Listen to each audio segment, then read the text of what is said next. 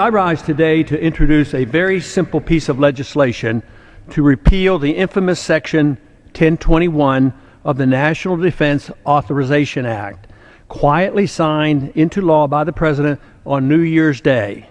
What a way to usher in the new year. Section 1021 essentially codifies into law the very dubious claim of presidential authority under 2001 authorization for the use of military force to indefinitely detain American citizens without access to legal representation or due process of law.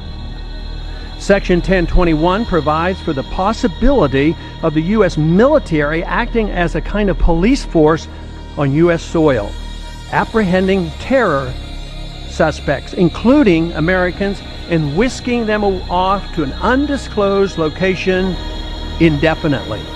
No right to attorney, no right to trial, no day in court.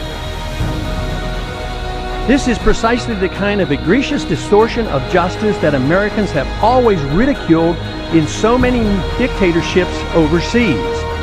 A great man named Solzhenitsyn became the hero of so many of us when he exposed the Soviet Union's extensive Gulag system. Is this really the kind of a United States we want to create in name of fighting terrorism? Some have argued that nothing in Section 1021 explicitly mandates holding Americans without trial, but it employs vague language, radically expanding the detention authority to include anyone who has substantially supported certain terrorist groups or associated forces. No one has defined what those terms mean. What is an associated force?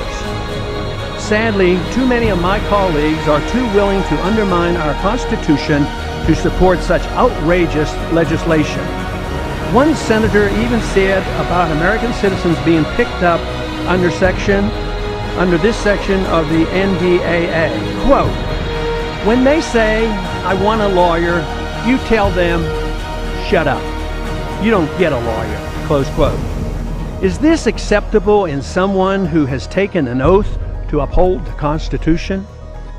I hope my colleagues will join my effort to overturn this shameful Section 1021 of the National Defense Authorization Act.